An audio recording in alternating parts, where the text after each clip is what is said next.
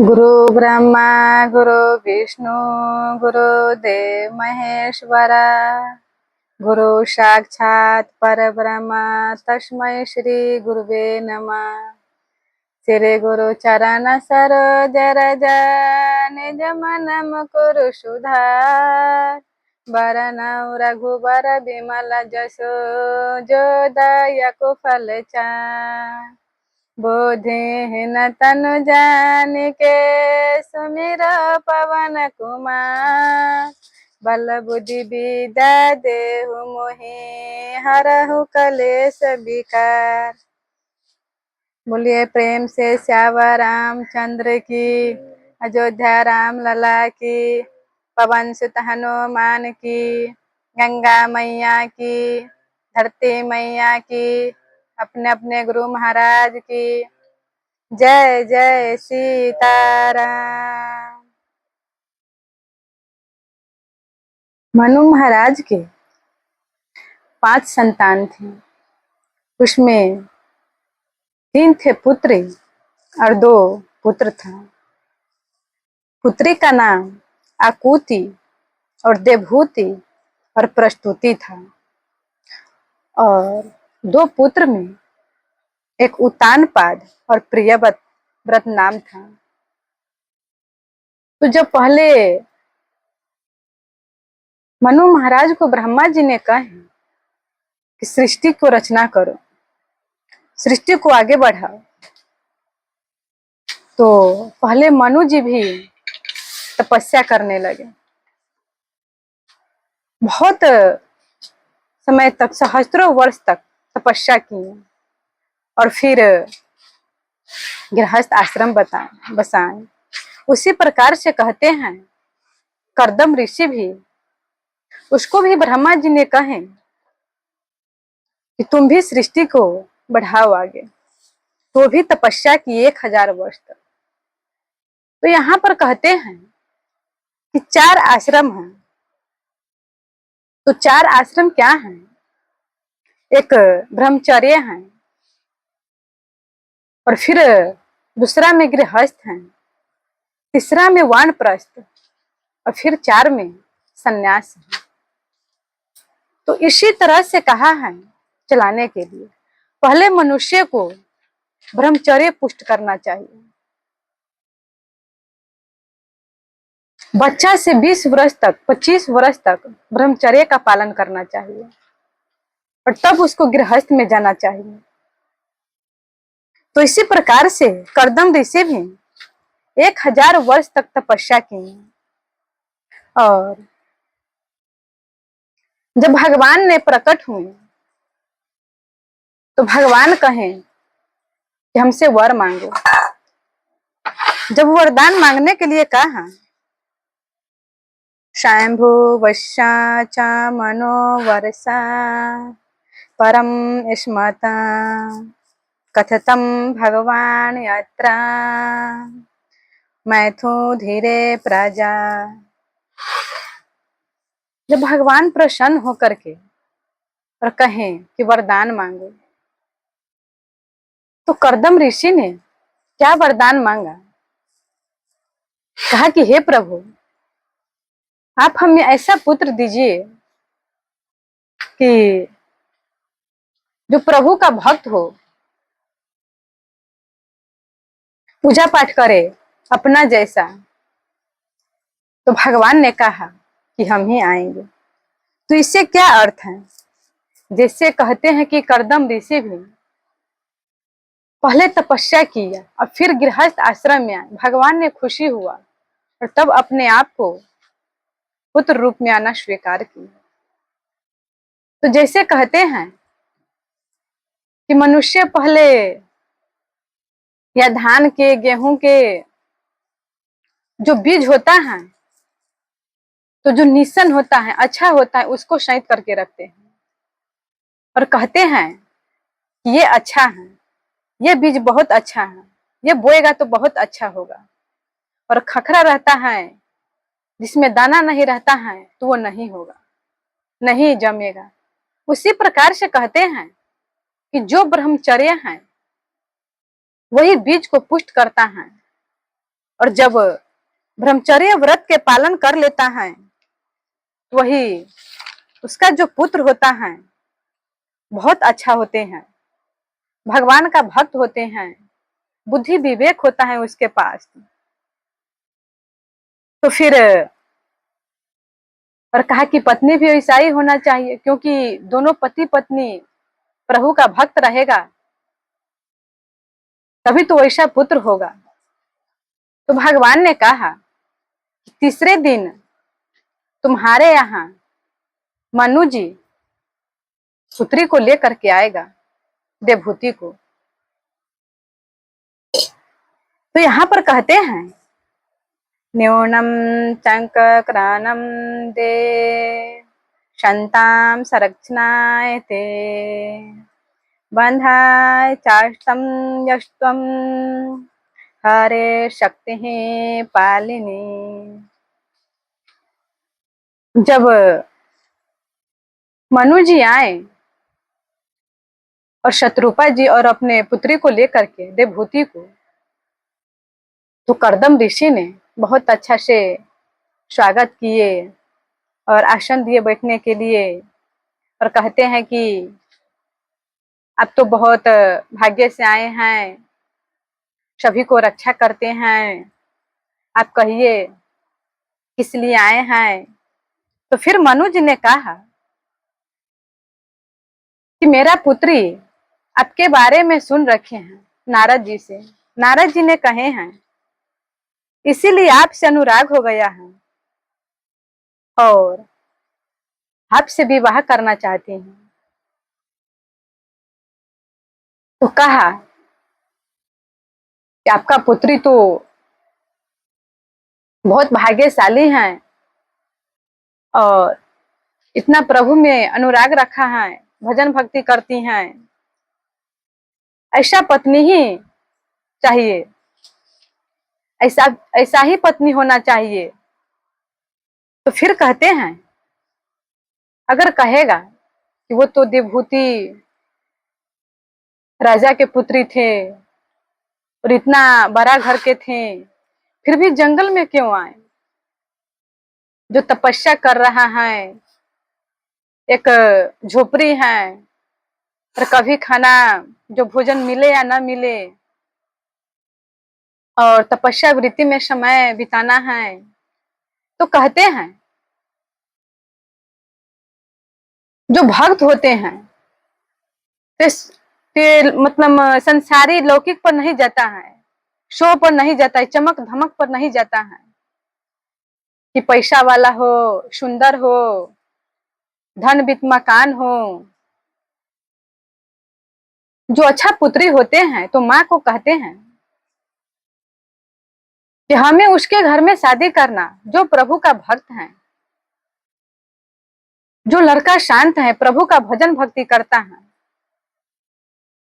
तो उसी प्रकार से देवभूति माता ने आए तो अत्रि जी ने कहा कुल पवित्रम जननी कृतार्था वसुंधरा पुण्यवती चते अपार संवित सुख सागरे यस्मिन् लीन परे ब्राह्मण यस्य चेत।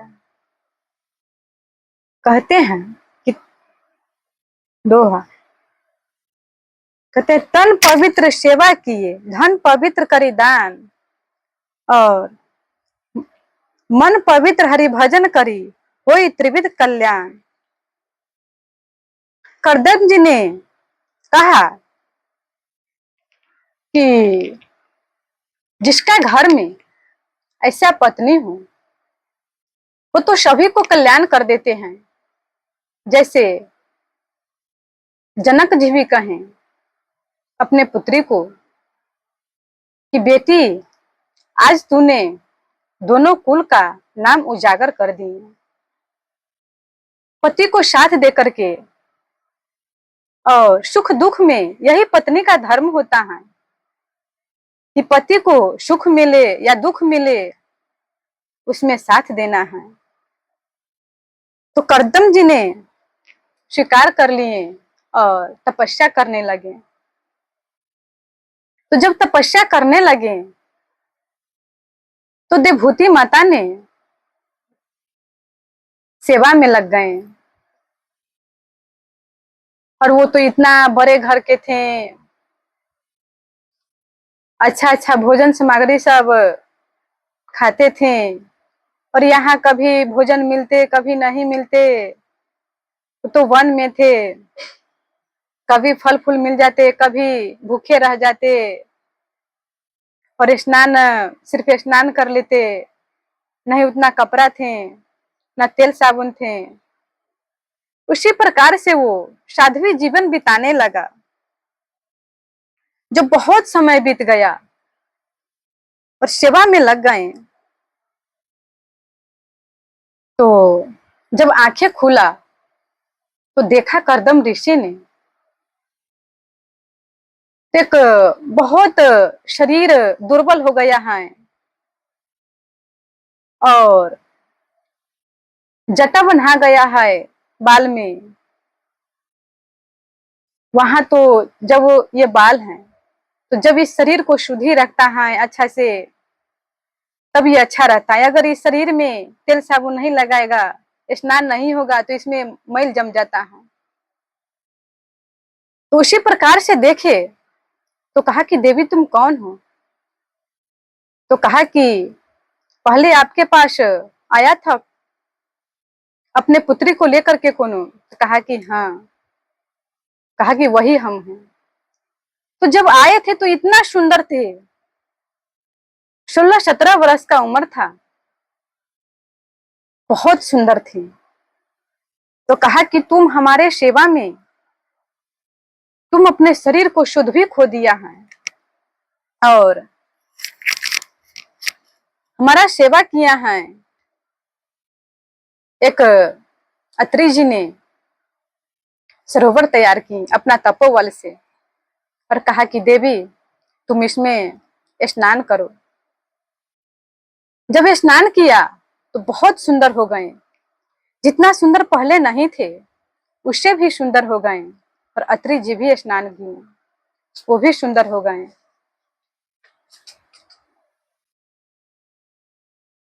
करदम ने कहा कि देवी तुम कौन हो? और देखें तो बहुत दुर्बल हो गई थी, नहीं पहचान सके। देवभूति माता ने कहा कि आपके यहाँ पहले आए थे, कोई आपके पास अपने पुत्री को लेकर के याद आया? कहा कि हाँ आए थे। करदम जी ने कहे कि तुम इतना सुंदर थी और सेवा में इतना तन मन धन से की है, अपने शरीर को शुद्ध तक भी नहीं रखा है। इसीलिए करदम जी ने अपने तपोबल से एक सरोवर तैयार किया और उसमें कहा कि स्नान कर लो। क्या पत्नी का धर्म है? ऐसा ही पत्नी का होना चाहिए। अभी देखा जाता है कि जब शादी कर लेते हैं, संपन्न घर रहता है, तो कहते हैं कि बहुत संपन्न घर है, शादी कर लेते हैं। जब उसके शरीर में थोड़ा सा रोग आ जाता है, कष्ट आ जाता है, या किसी प्रकार से दुख आ गया, तो अभी का पत्नी सब छोड़ देते हैं और कहते हैं कि हम नहीं रहेंगे इसके घर। पत्नी का ऐसा नहीं होना चाहिए। संकट में साथ देना चाहिए, दुख में कितना भी दुख आए, कितना भी कष्ट आए, पति को कभी नहीं छोड़ना चाहिए। तो इस प्रकार से करदम जी ने खुशी होकर के और सरोवर तैयार किए और कहा कि उसमें स्नान करो। बहुत जब स्नान किया बहुत सुंदर हो गया, जितना पहले सुंदर नहीं थी उससे भी सुंदर हो गई। और करदम जी भी स्नान किए और इसी प्रकार से करदम जी ने अपना गृहस्थ जीवन बिताए और एक उसको 9 पुत्रियां हुई। जब 9 पुत्री हो गया तो कहते हैं कि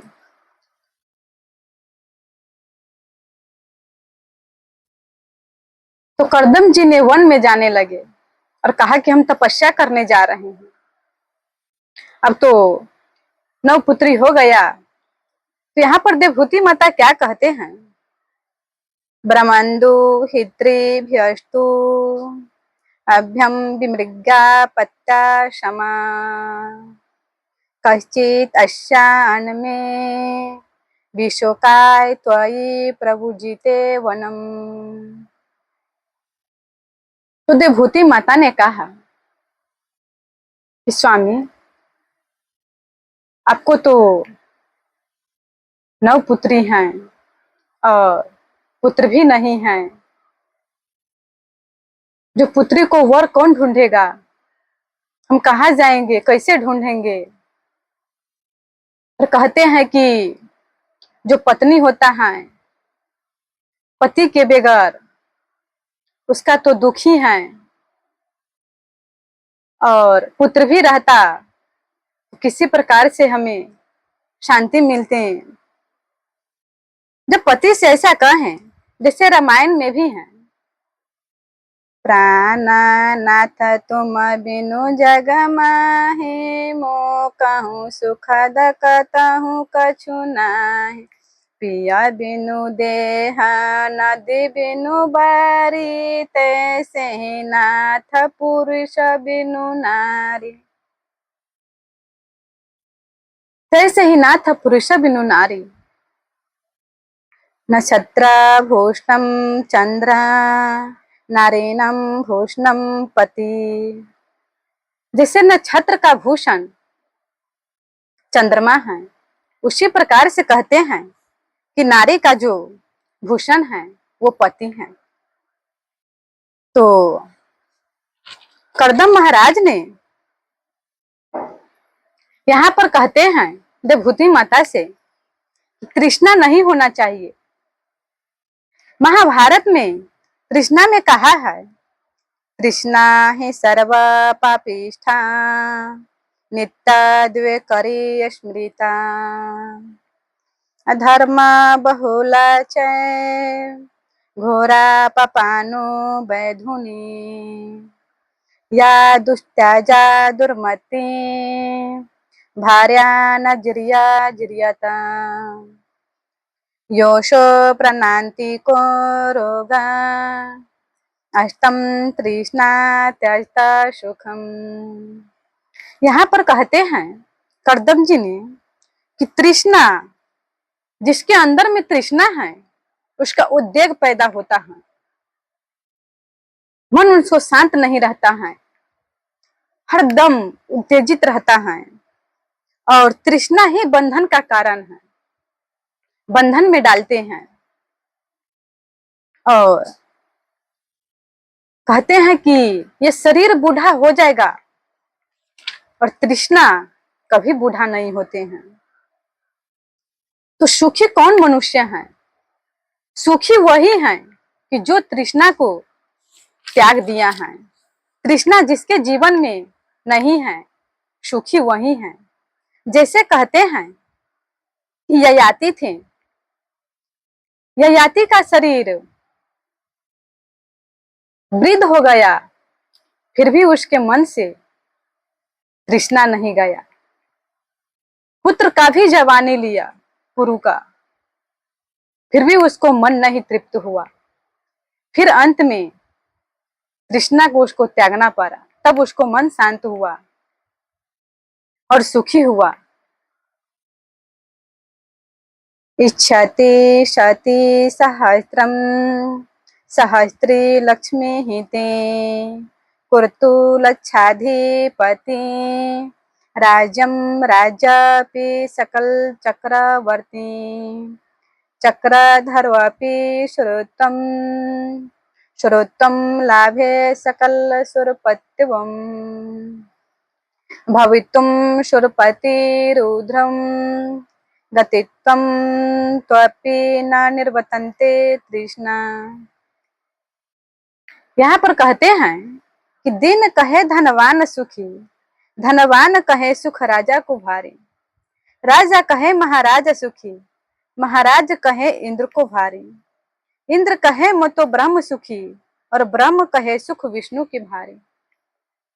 और तुलसीदास बिचारे कहें, तुलसीदास बिचारे कहें, हरि नाम बिना जीव की दुखारी। सब कहते हैं कि हमसे बड़ा वो सुखी हैं, हमसे ज्यादा वो सुखी हैं, पर तुलसीदास जी ने यहाँ कह रहे हैं कि संसार में कोई सुखी नहीं है। इस संसार में कौन सुखी है? सुखी वही है जिसके हृदय में, जिसके जिह्वा पर प्रभु का नाम है, जो प्रभु का भक्त है। इस संसार में सुखी वही है। तब जब देवहूति माता ने ऐसा कहा तो याद आया और कहा कि देवी करदम जी को कि प्रभु ने आशीर्वाद दिया है तो स्वयं तुम्हारे गर्भ से साक्षात भगवान प्रकट होंगे। और तस्म बहुतीये काले भगवान मधुसूदन कर्दमं वीर्यमाप्नो यज्ञ अग्निरेव दारुणी। और इसी प्रकार से बहुत काल तक आश्रम में रहे और फिर प्रभु का जन्म हुआ, कपिल भगवान का, तो पूरा हर्ष छा गया, बहुत खुशी हो गया और देवता सब नाचने लगे, गाने लगे। सुमना वृष्टि आकाशते हो ही ब्रह्मानंद मगन सब लोई। तो बहुत खुशी हो गए और ब्रह्मा जी ने कहते हैं बहुत खुशी हुआ। करदम जी को कहने लगे कि पुत्र मेरा आज्ञा के पालन करके बहुत हम खुशी हैं तुम पर, और ये जो तुम्हारा पुत्र है कीर्ति बढ़ाएंगे। आयम सिद्ध गानाधीश सांख्याचार्य सस्मृता लोके कपिल इत्याकतम शांता ते करती वर्धना। कहने लगे ये जो तुम्हारा पुत्र है सारा संसार में विख्यात होगा और यश होगा, और इस पुत्र का नाम कपिल रखा जाएगा, कपिल नाम से यह विख्यात होगा। और जब पुत्र हो गए तो करदम जी ने कपिल भगवान का प्रणाम किए और फिर परिक्रमा करके और तपस्या करने चले गए। तो अब नहीं रोके देवहूति माता, अब कहा कि अब आप जा सकते हैं तपस्या करने। अब चले गए तो फिर देवहूति माता ने अपने पुत्र को आसन पर बैठा दिए और आसन पर बैठा करके और कहा कि पुत्र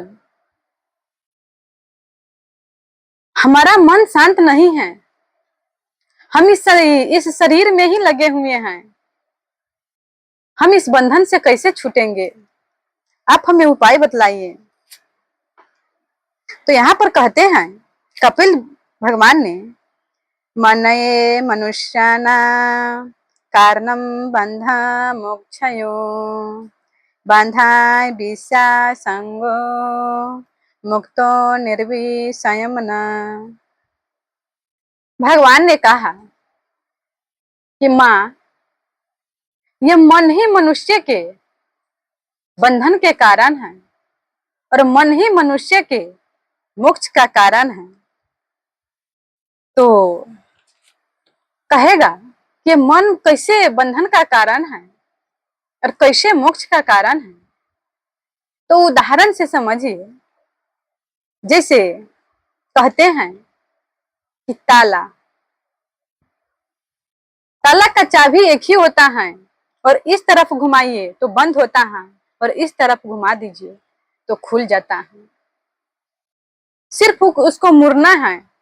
उसी प्रकार से मन को संसार में मोड़ दीजिए तो ये बंधन का कारण है, और प्रभु के चरणों में मोड़ दीजिए तो ही मोक्ष का कारण है। जैसे कहते हैं ये तो मन बहुत हठीला है, तो इसको कैसे मोड़ सकता है, और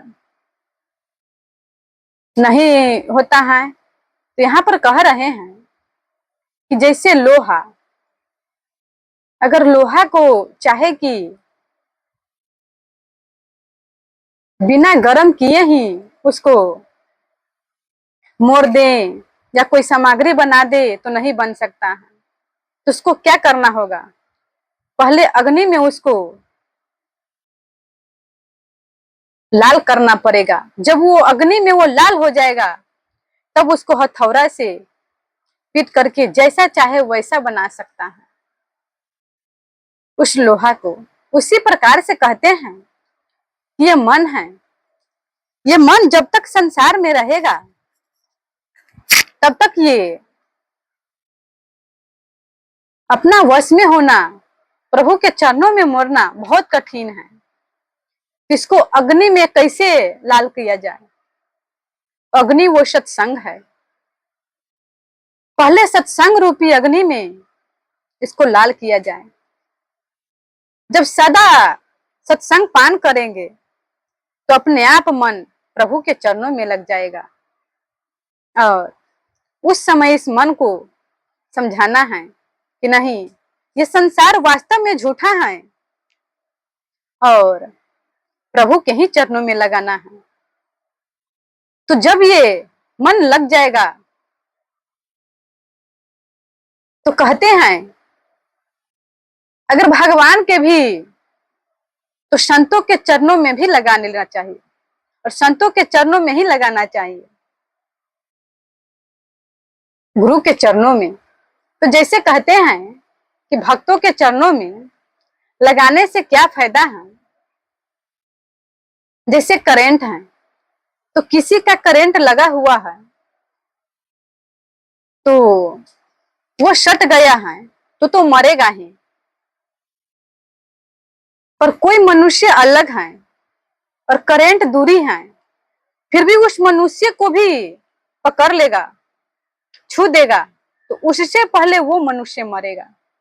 जो पाछे से पकड़ा हुआ है उसको पहले वो मरेगा तब ये मरेगा। उसी प्रकार से कहते हैं यहाँ, अगर सीधा प्रभु के चरणों में अनुराग नहीं होता है, मन नहीं लगता है, तो संतों के चरणों में ही लगा दे मन, भक्तों के चरणों में ही लगा दे, गुरुदेव के चरणों में, तो उसका अपने आप कल्याण हो जाएगा, प्रभु को प्राप्त हो जाएगा। जैसे कहते हैं गज, गज के पैर गराह पकड़ा हुआ था, तो पहले गराह का उद्धार हुआ, फिर गज का हुआ। तो यहाँ पर कहते हैं जब तक तन मन जीत्यो नहीं, तेरी सभा जीत नहीं हुई, जो मन जीतो आप नो, दुनिया बस में हुई। अगर मन जीता हुआ है तो दुनिया वश में है, मन नहीं है कुछ नहीं वश में है। गीता में अर्जुन कहते हैं भगवान से कि हे प्रभु, चंचलम हि मना कृष्णा, परमात्मे बलम दृढ़म, तस्याम निग्रहम मन्या, वायोरुषु दुष्करम। कहते हैं कि हे प्रभु, ये तो मन बहुत चंचल है, ये हवा के भांति हैं, मन के मते न चालिए, मन के मते अनेक, जो मन बस में करे वो साधु कोई एक, जो मन को वश में करे वो साधु कोई एक। मन पंछी जब लगी उड़े विषय वसना माही, ज्ञान बाज की झपट में जब लगी आए नाही। मन मतंग माने नहीं, मन मतंग माने नहीं जब तक खाता खाए, जैसे विधवा स्त्री गर्भ रहे पछताए। देखे हुए के दौरी तो सटिक जाए वाइट हो, सुने हुए को दौरी तो रसिक सर ताज है, सूंघी हुए को दौरी तो अधाए न सुगंध करे, खाई हुए को दौरी तो न धाय महाराज हैं, भोगी हुए के दौरी तो तृप्ति न होई काहू। हनुमत कहे आको नेकू नहीं लाज है, हनुमंत को कहे आकी नेकी नहीं लाज है। काहे कौन कहियो करे अपनी टेक धरे, मन सोना देखो हम कौन दरगरबाज हैं। और फिर यहाँ पर कहते हैं कि मन बड़ा चंचल है, तो इसको सत्संग से वश में किया जा सकता है। और यहाँ पर कहते हैं भागवत में कि जो मनुष्य मनुष्य शरीर पा करके और प्रभु का कीर्तन नहीं करता है, भजन नहीं करता है, ये जिह्वा पा करके प्रभु का नाम गुणगान नहीं करता है, तो जैसे मोक्ष के सीढ़ी पर चढ़ करके मोक्ष के सीढ़ी पर आ गया है और वो चढ़ नहीं रहा है, वो कितना अभागा मनुष्य होगा। तो यहाँ पर कहते हैं कि जिहा लब्ध्वापि यो विष्णु कीर्ति नियम न कृते, लब्ध्वामपि मुच्छनि श्रेणी सा नरोधपि धर्मति, गीता तुमं नमामि नत्तो अन्मां सन्निधो, एदं ब्रवीमि ते सत्यं कृतो अहं तेऽर्जुन। भगवान कहते हैं अर्जुन से कि हे अर्जुन, जो मनुष्य मेरा कीर्तन करता है, मेरा नाम स्मरण करता है और वो हृदय में ये उसका भान रहता है कि गीता में भी प्रभु ने कहा है कि मैं तो हर जगह हूं, हर स्थान में हूं, हर जीव में है। तो जो भक्त स्मरण करता है कि प्रभु मेरे सामने है और वो कीर्तन करता है, तो भगवान ने कितना सुंदर यहाँ पर कहते हैं कि मैं उसके द्वारा बिक जाता हूं। जैसे रामायण में भी है, सुमारी पवन सुत पावन नामो अपने बस करी राखे राम। सुमारी पवन सुत पावन नाम अपने वश करी राखे राम, अपना वश में कर लिया है। भगवान उस भक्तों के वश में हो जाते हैं। जैसे कहते हैं कि अर्जुन अर्जुन ने भगवान को जैसे जैसे आज्ञा देते हैं वैसे करते हैं। अर्जुन ने कहा कि प्रभु हमारे रथ को दोनों सेनाओं के बीच में खड़ा कर दीजिए। भगवान ने भक्तों का आज्ञा शिरोधार्य किया और मान लिए। जैसे धन्ना जी के साथ गाय चराते थे और गोविंद दास खेलते थे साथ, तो इसी प्रकार से कहते हैं कि भगवान उस भक्तों का वश में हो जाता है जो प्रेम से गुणगान करता है।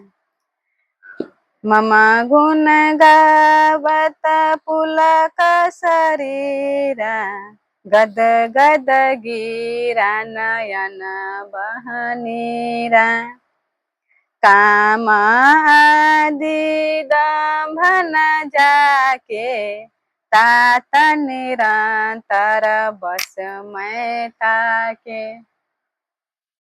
भगवान कहते हैं कि मैं उसको वश में हूं, जो प्रेम से पुलकित शरीर करके प्रभु का वाणी सुनते ही शरीर पुलक्यमान हो जाता है, गदगद वाणी हो जाता है, नेत्रों से झरझर आंसू गिरने लग जाते हैं, उसका वश में हूं मैं। अन्ना भावे भक्ति ये दृढ़ मृतकृता भक्ता मरना अस्कन अस्त्र स्वजना बांधवा मद्रा अस्या कथा मृष्ठा श्रणान्ति कथ्यन्ति च तप्यन्ति विधिदापा नेत्रा अन्मत चेतस। जो भक्त, भगवान ने कहते हैं कि जो भक्त मेरा भाव से स्मरण करता है, कीर्तन करता है, कितना भी दुख आएगा उसके सामने में, कितना भी कष्ट आएगा, वो पीड़ित नहीं हो सकते हैं, उसका मन विचलित नहीं हो सकता है। जैसे कहते हैं कि समुद्र में नाना नदी आकर के मिलते रहते हैं, बाढ़ को लेकर के न जाने क्या क्या लाते हैं, फिर भी समुद्र शांत ही रहते हैं। उसी प्रकार से वो भक्त होते हैं, कितना भी दुख आता है, कष्ट आता है, उसका मन शांत रहता है, प्रभु के चरणों में ही लगे रहते हैं। गीता में कहते हैं कि स्वधर्मा परित्याज्य मामेकं शरणं व्रज अहम तम सर्व पापेभ्यो मच्छामि मा शुचा। भगवान कहते हैं अर्जुन से कि हे अर्जुन, सर्व धर्म परित्याज्य, सारा धर्मों को त्याग कर केवल मेरे शरण में आ जाओ, मैं तुम्हें सारा पाप से छुड़ा करके मैं अपने शरणों में ले लूंगा। जैसे बालक होता है, जब मिट्टी लगा करके और माँ के गोद में आते हैं रोते हुए, तो माँ उसके उस समय त्यागता नहीं है, वो आंसू देखते हैं और वो बालक का मिट्टी देखते हैं। उसी प्रकार से भक्त हैं, कितना भी पापी है, कितना भी कुकर्मी है, एक बार प्रभु के चरणों में वो आंसू बहा दे कि प्रभु मैं आपका हूं, मैं कुछ नहीं जानता हूं, फिर उस भक्त को भगवान ने कभी नहीं त्यागते हैं और सारा पाप से छुड़ा देते हैं और अपने शरणों में ले लेते हैं। मन्मना भव मद भक्तो मद्याजी मम नमस्कृतो मामे वश्याशे सत्यम ते प्रति जाने प्रियोषि में। तो कहते हैं कि वो भक्त जो मेरा निरंतर स्मरण करता रहता है, चिंतन करता रहता है, पूजा करता रहता है और मेरे लिए ही सब कुछ करता है, भोजन भी पकाता है मेरे लिए, जो कुछ भी करता है मेरे लिए, अर्जुन उस भक्त को निश्चय ही मेरा प्राप्ति होगा, इसमें थोड़ा भी संदेह नहीं है। और यहाँ पर कहते हैं नन्ना त्रमद गवता प्रधान पुरुष ससुरात आत्माना सर्वभूताना भवत्विव्रम निर्वंतते आदि पुरुष।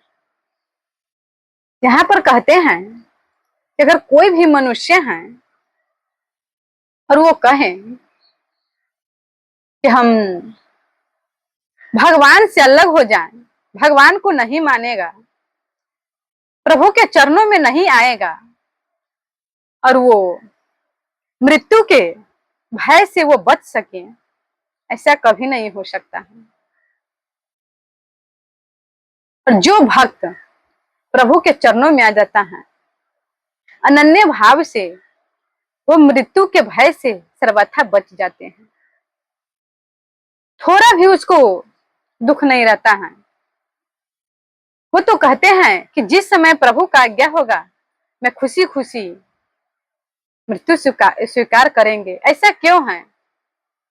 तो इसलिए कहते हैं कि जैसे जब कहीं उत्सव होता है और जाने के लिए मन खुशी होता है कि हम वहां पर जाएंगे, कितना अच्छा होगा, उसी प्रकार से जो भक्त हैं, तो भक्त कहते हैं कि मर करके मैं तो प्रभु से मिलेंगे, तो इसलिए उसको खुशी रहता है। जो पापी मनुष्य हैं, जो कुकर्मी हैं, तो उसको तो चिंता होगा ही, दुख होगा ही, क्योंकि इतना पाप किया, इतना कुकर्म किया है। जब वो मरेगा तो उसको तो नरक में जाएगा, कष्ट मिलेगा, नाना प्रकार से उसको सताया जाएगा। तो इसीलिए कहते हैं, देवहूति माता ने कहा कि प्रभु वो भक्ति कौन है जिससे आपको प्राप्ति कर सके। तो फिर भगवान यहाँ पर कहते हैं कि विसृज्य सर्वान् मृश्च मामेवं विश्वतमुखम् भजन्तानन्ना भक्त्या तन्मृत्यो प्रिये। कपिल भगवान ने कहा माता से कि हे माता, इस संसार में जितना भी नाता है उन सब में किसी में आश्रय नहीं होना चाहिए, किसी को सहारा नहीं मानना चाहिए, केवल भगवान को ही मानना चाहिए। और प्रभु एक मेरा सहारा है। जैसे बहुत मनुष्य कहते हैं कि हमारा पुत्र कमा करके खिलाता है, हमारा बेटा रख रहा है। कोई पिता को कहते हैं कि मैं पिता के सहारे से चल रहा हूँ, कोई माता के सहारे पर है। पर ऐसा नहीं, जो सर्व सबको छोड़ करके प्रभु के ही शरण में आते हैं। जैसे लक्ष्मण जी ने कहा है कि माँ तू पिता हम काहू न जाने, मैं माता पिता को मैं नहीं जानता हूँ, मैं सिर्फ आपको जानता हूँ। जहाँ लगे नाथ स्नेह सगाए, प्रीति प्रतीति न निगम निज गाय, मोरे सबही एक तुम स्वामी, दीन बंधु अंतर्जामी।